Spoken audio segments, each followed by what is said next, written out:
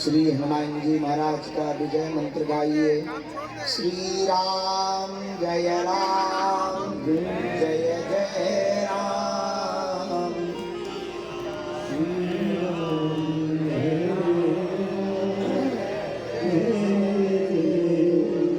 हनुमान जी जब लंका को गए, इसी विजय मंत्र का जप करके हनुमान जी ने लंका में राम नाम का पताका फहराया।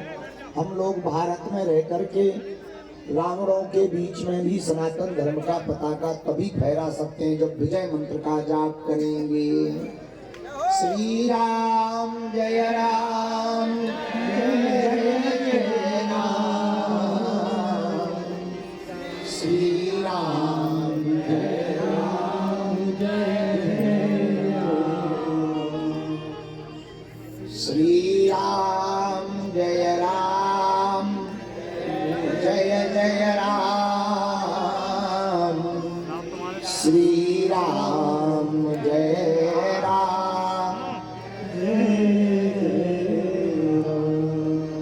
भगवान श्री सीताराम जी की मंगलमयी कृपा,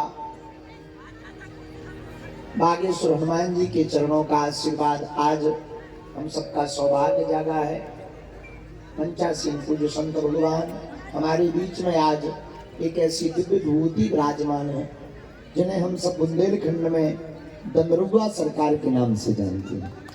पूज्य महाराज जी जहाँ पर हनुमान जी डॉक्टर रूप में विराजमान हैं, उनको डॉक्टर हनुमान कहते हैं। तो पूज्य दंदरुआ वाले पूज्य महाराज श्री जी, हनुमानगढ़ी वाले विस्फोटक बाबा परम पूज्य महंत श्री राजदास जी महाराज जी, पूज्य महामंडलेश्वर महाराज जी, गौशाला वाले पूज्य श्री भूरी वाले महाराज जी, हटा वाले परम पूज्य श्री महंत जी महाराज जी, और कालपी वाले पूज्य श्री महाराज जी, बगल में विराजमान पूज्य श्री महाराज जी, परम पूज्य श्री सिद्धेश्वर दास जी महाराज जी भी विराजमान है। उनकी तो कृपा यात्रा के पूर्व से ही हम पर बरस रही है और पूज्य महाराज जी का भी आगमन होगा। आप सभी संत जनों के चरणों में नाक रगड़ कर दंडवत प्रणाम। बद्रीनाथ वाले पूज्य महाराज जी कृपा कर गए हैं, आज तो आप ही पधार गए, बड़ी दया होगी। महाराज जी के चरणों में भी साष्टांग दंडवत प्रणाम। और आज हमारा मंच बड़ा हरा भरा है। एक हमारे मित्र थे, वो हमसे कहते थे फलों फूलों पर औकात मत भूलो। बड़े अच्छे थे, तो बड़े साहित्यवादी थे, तो वो कभी कभी मिलते थे तो कभी कभी जमीन में बैठ जाओ, हम कहते भाई जमीन में बैठो। बोले सही है गुरु, हम कहा क्यों? बोले फलों फूलों पर औकात ना भूलो।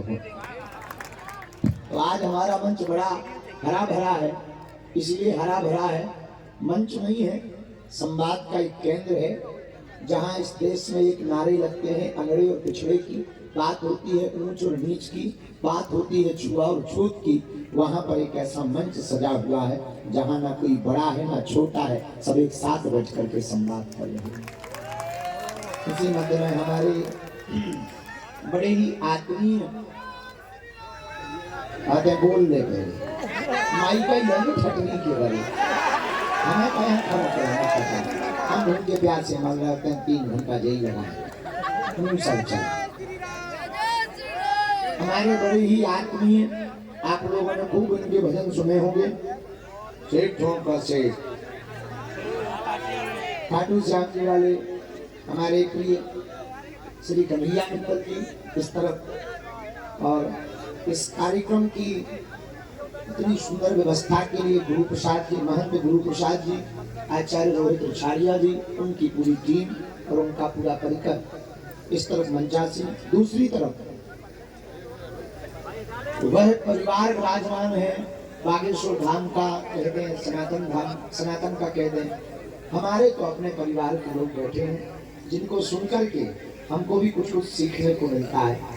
वो वैदिक उदाहरण, शास्त्रोक्त पद्धति से उदाहरण, वेदोक्त मंत्रों से उदाहरण, वो वैदुष्यमयी वाणी, वो गीता के श्लोक, उपनिषदों के श्लोक, वेदों के श्लोक जब बहते हैं, बहन काजल हिंदुस्तानी, मीनाक्षी बहन, गौतम खट्टर या आज उपाध्याय जी को हमने पहली बार सुना, बहन को तो सुना, ऐसे सुना नहीं था गुजरात की कथा में, केवल राम राम भरे थे।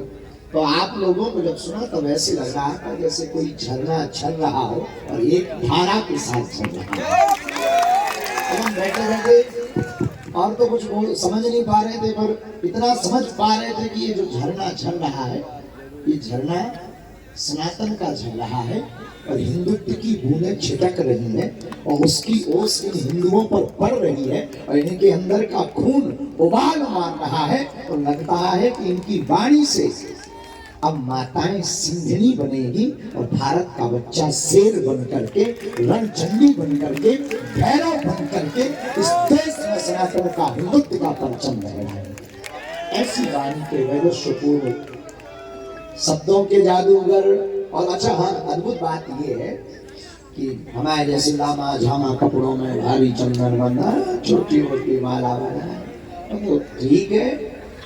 हाँ ऐसे तो हाँ लगता है कि यहाँ कोई साधु आए तो निश्चित है श्लोक बोलेगा, धर्मस्य बोलेगा या श्लोक बोलेगा, गीता का बोलेगा, कभी रामायण का बोलेगा या कभी ध्येयं सदा परिमलम बोलेगा। लेकिन ऐसे लोग तो दिखने में बड़े अच्छे, सीधे साधे, सिंपल सिटी, पढ़े लिखे। अच्छा, अंग्रेजी में हमने कई प्रवचन सुने, हिंदी में बहुत प्रवचन सुने, संस्कृत में तो सुना ही रहे, उर्दू में अल्लाह चल रहा था।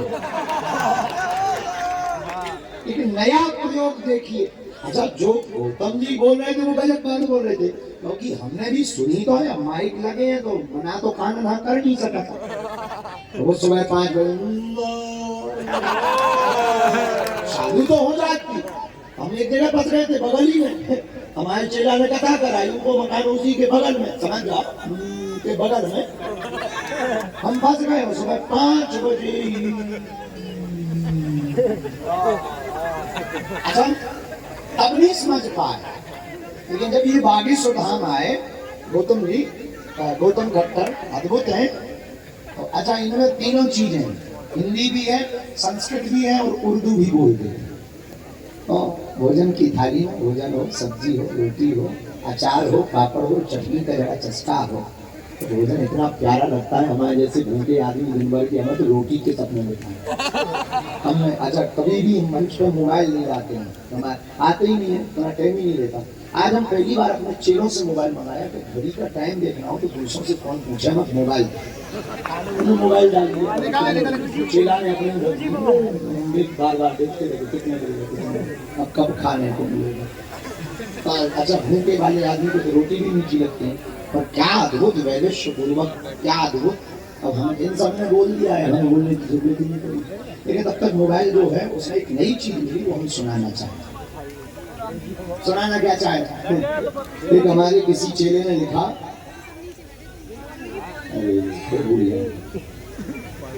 बुढ़ापे का शरीर है 96 के ऊपर। हाँ, किसी ने पूछा, किसी ने प्रश्न किया, उसी ने उत्तर लिखा, हमने तो नहीं लिखा। ये पक्का है, हमारा उत्तर मत मानना कि तुम हमारे नाम से पोस्ट हो। किसी ने कहा कि बागेश्वर बाबा रोज उठता है, पैदल चलता है, कहाँ जाता है?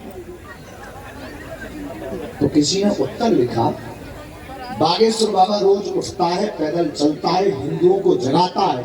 वो इसलिए ऐसा कर रहा कि आने वाली नई पीढ़ी ये ना पूछे कि जब देश बर्बाद हो रहा था तब तुम कहाँ झक मार रहे थे।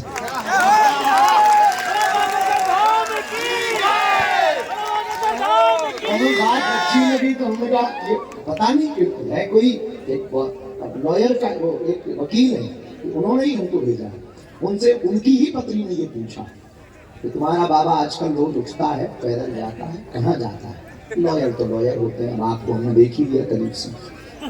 तो उसने अपनी पत्नी को ही उत्तर लिखा और उन्होंने हमको भेजा, क्योंकि दोनों डिवोटी, दोनों मानते, बहुत अद्भुत है, अच्छे।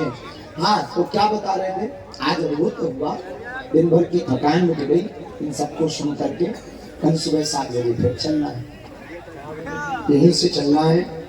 कल की जो यात्रा है वो 17 किलोमीटर की ही है, परसों की 15 किलोमीटर की है। इसके बाद हम सब मंजिल पे पहुंच जाएंगे। पर मंजिल 9 दिन की मिली है, भारत को और हिंदुओं को भी मंजिल नहीं मिली। हिंदुओं को मंजिल तब मिलेगी जब 100 करोड़ हिंदू देश में 1 करोड़ कट्टर हिंदू बनकर के सड़कों पर खड़े हो जाए। हिंदुओं को मंजिल तब प्राप्त होगी जब नारी नारायणी बन जाएगी। हिंदुओं को मंजिल तब प्राप्त होगी कि मंदिर में बनी हुई जितनी मस्जिदें हैं वहां फिर से मंदिर बन जाएंगे। हिंदुओं की मंजिल तब प्राप्त होगी जब गीता और रामायण की बातें हर वर्ग का, हर व्यक्ति, छोटे बच्चे से लेकर के वृद्ध बोलने लगेगा। हिंदुओं को मंजिल तब मिलेगी जब कोई राम पर उंगली उठाए और उसकी उंगली उसी के मुंह में वापस कर दी जाए, तब हिंदुओं को मंजिल मिलेगी।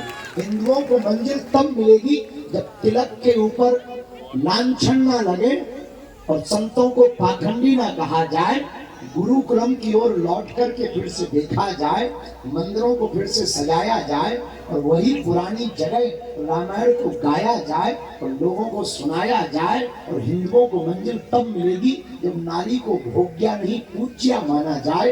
हिंदुओं को मंजिल तब मिलेगी कि कहीं से भी बहन बेटी गुजर जाए तो धर्म विरोधी लव जिहाद वाले टेढ़ी निगाह से ना देखें। हिंदुओं को मंजिल तब मिलेगी जब हिंदू रह करके हिंदुस्तान में हिंदू राष्ट्र का झंडा फहरा देंगे, तभी हिंदुओं को मंजिल मिलेगी। लेकिन हिंदुओं को मंजिल तब मिलेगी जब यहाँ ना कोई बड़ा हो ना छोटा हो। मंदिरों में ये तो लिखा जाता कि जूते चप्पल उतार कर बाहर अंदर आइए, कभी ये लिखा जाए कि जात पात छोड़ करके अंदर आइए। कभी ये लिखा जाए कि तुम छोटे नहीं हो। हिंदुओं को मंजिल तब मिलेगी जब हमारे बुंदेलखंड में शादियां होती हैं। हम जहाँ बुंदेलखंड, ये पूरा 17 जिलों का बुंदेलखंड क्षेत्र है, दलितों की बेटियों के जब विवाह हो, इस देश में दलित कोई है नहीं, पर सरकार और अपनी रोटी सेकने वाले लोगों ने दलित बना दिए हैं। तो न्यूज वाले हेडलाइंस लिखते हैं कि दलित की शादी में दूल्हे को घोड़े से उतारा, तो मुमकिन हो जाता है। हिंदुओं को मंजिल तब मिलेगी कि गाँव का कोई अंगड़ा, सवर्ण का अंगड़ा हिंदू, जागा हुआ हिंदू आए और दलित की बेटी का विवाह हो, उसको घोड़े पर बैठा के कहे कि तुम शादी से निकल बारात को देखते हैं कौन तुझे रोकता है। हिंदुओं को मंजिल तब मिलेगी जब न जात हो, न पात हो, ऊंच हो ना नीच हो, छुआ हो ना छूत हो, लोगों में दीनहीनों में सभी नजर आवे और प्रबुद्ध लोगों में राम नजर आवे। तब हमें लगता है इस देश में हिंदुओं को मंजिल मिलेगी। तो अभी तो संकल्प प्रारंभ है, आरंभ ये प्रचंड है, अभी तो रण बाकी है। बंगरुआ महाराज जी जब बोल रहे थे तब कह रहे थे कि एक यात्रा यहाँ भी आनी चाहिए। हम सारे बुंदेलखंड भर में ही क्यों, हम तो बांग्लादेश जाने को भी तैयार हैं। अब जा नहीं सकते इतना हम जानते हैं, अभी तो नहीं जा सकते हैं, अभी तो पहले भारत में ही कर लें कुछ। भारत के कोने कोने के जितने पिछड़े जगह हैं, प्रदेश हैं, बिहार के लोग भी बहुत आए हुए हैं, वहां भी जाएंगे। झारखंड में भी बहुत हैं, वहां भी जाएंगे। जहां जहां रह गया है वहां वहां जाएंगे। हमारा उद्देश्य सिर्फ इतना है, इस देश से एक लाइन हट जाए आपके मन मस्तिष्क से, नेताओं के दिमाग से हटे या ना हटे, क्योंकि हम राजनीति के आदमी नहीं। हमारे तुम्हारे दिमाग से ये लाइन हट जाए कि ना कोई बड़ा है ना कोई छोटा है, हम सब राम के हैं और राम हम सबके हैं। 9 दिन का विराम तो 2 दिन बाद हो जाएगा, जिंदगी का विराम भी एक दिन हो जाएगा। पर हमारे संत तुलसीदास भगवान कहते हैं, जब तू आया जगत में जग हंसा तू रोए, कुछ करनी ऐसी कर चल तू हंसे जब रोए।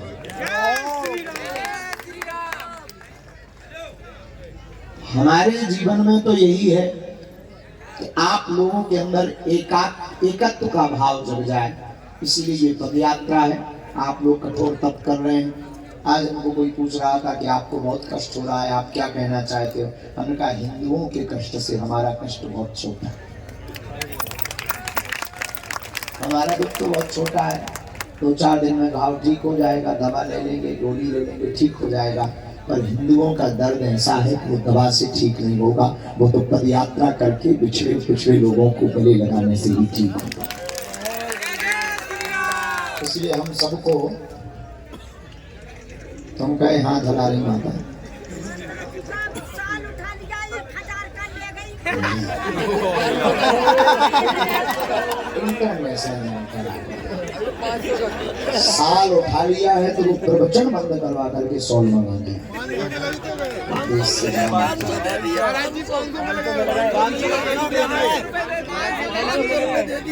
कंबल के पैसे भी दे दिए महाराज जी।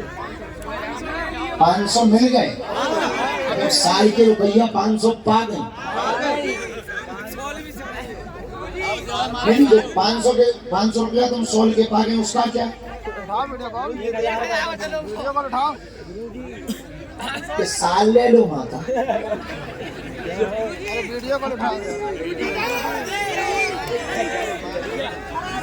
वो 500 रुपया की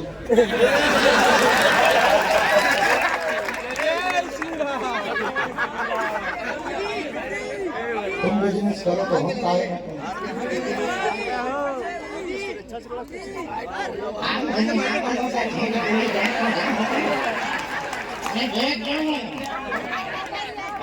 जन्नू चन्नौ चंडी माता काली माता बैठ जाओ साल में लगाओ आपका तो प्राण का होता हमारे। आप पागल क्यों कहते हो?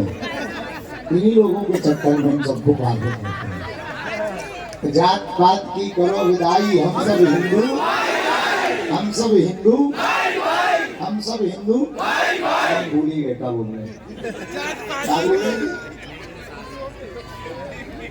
हाँ तो हिंदुओं के दुख से हमारा दुख कम है, बाकी ठीक है। जो बोलना था आप सबने बोल दिया। मुस्कुराओ, हंसो, थोड़ा कष्ट सहना पड़ेगा। जैसा कि आपने कहा था थोड़ा कष्ट सहना पड़ेगा, थोड़ा दुख सहना पड़ेगा। अपने लिए ना सही, अपनी आने वाली पीढ़ी के लिए इतना कष्ट तो बनता है। आप अपने लिए ना भी मानो, आने वाली आप अपनी पीढ़ी को सुरक्षित अगर करना चाहते हैं सनातन संस्कृति से, सनातन को बचाने के लिए तो इतना कष्ट तो सहना पड़ेगा है, सहना पड़ेगा। और बुक्सी आसपास के लोग कौन कौन है? हम समझ गए थे जब तुम पहले चिल्ला रहे थे तो भाई साहब हम समझ गए थे यही कहीं के हो, इसलिए गुंडागर्दी कर रहे हैं। हाँ सीताराम वाले भी कह रहे हैं बुक्सी घुराट तेजपुरा कोडोरा लटोरा लटोरा लटोरा लटोरा लटोरा चलो लटोरा लटोरा बुक्सी घुराट कोडोरा। अच्छा आपको आगे चलना है वहाँ तक। अच्छा पचोकड़ा वाले भी नहीं आप तो हो तीनों उरई के आए हैं, ओरछा तक चलना है। पूरा राजेश्वरम परिवार आया है। ओरछा तक कौन कौन चलने वाला? हमारी की व्यवस्था किस तरह है भाई? तुम लोग जब से हम देख रहे हैं तुम दोनों पेड़ पे चढ़ना कटा फटली के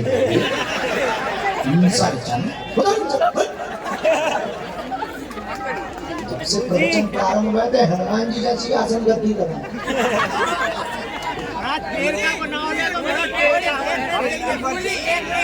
रखो भंडारा इस तरफ माताओं की व्यवस्था, एक टेंट पीछे में लगा है वहाँ माताओं की व्यवस्था है। हमारे जैसे ठंडुआ यहीं लेटे हैं।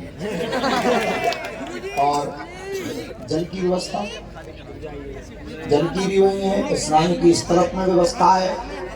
मोबाइल सामग्री बहुत सुरक्षित रखना, धक्का मुक्की से बचना। और हाँ इससे बचना महाराज जी मोरेना तो जा मोरेना